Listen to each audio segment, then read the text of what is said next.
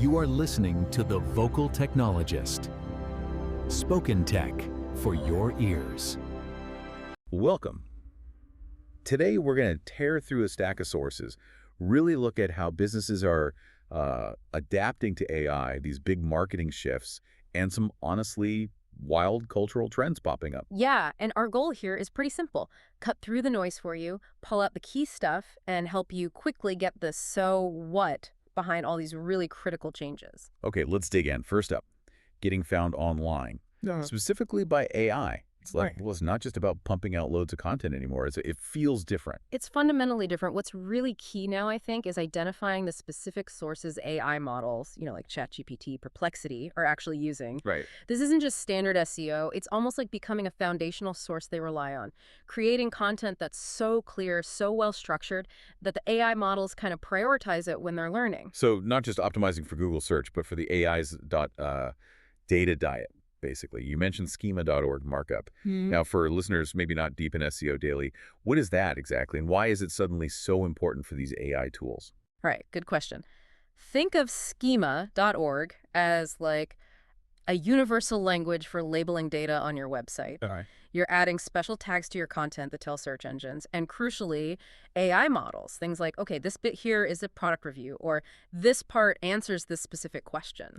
So it helps the AI understand context faster. Exactly. Context and intent. It makes it much more likely your info gets pulled into an AI response. And beyond just the technical stuff, being active in places like relevant Reddit threads or pitching guest articles, that helps too. It puts your expertise right where these models might be looking. Got it. So if you want AI to find you, you kind of need to think like the AI, know where it looks. Okay. This leads us to another huge shift. Amazon. Oh, yeah. Amazon just pulled all its Google shopping ads globally.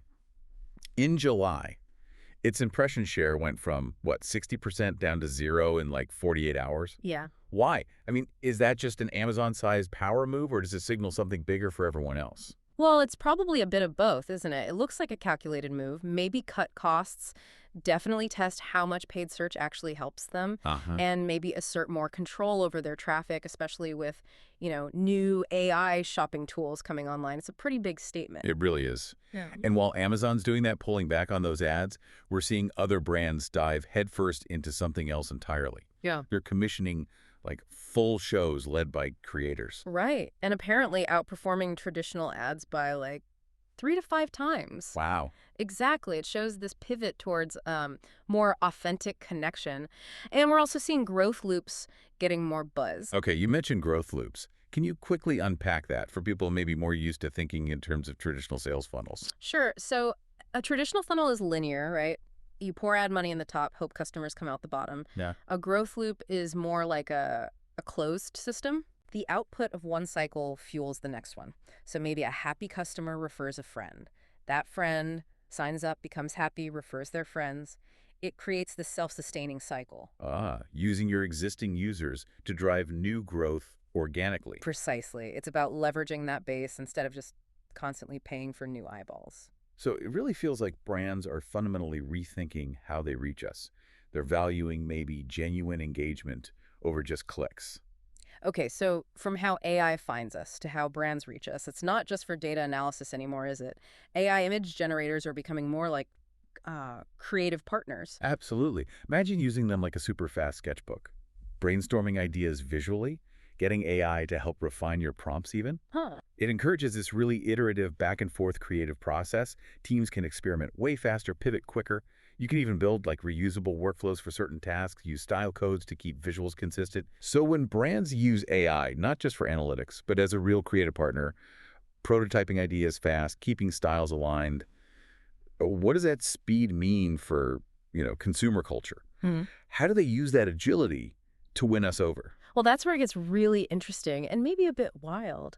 This new creative speed, often helped by AI spotting trends or predicting what people are talking about, lets brands jump into conversations really fast. Okay, like The recent chicken wars, McDonald's brought back the snack wrap, right?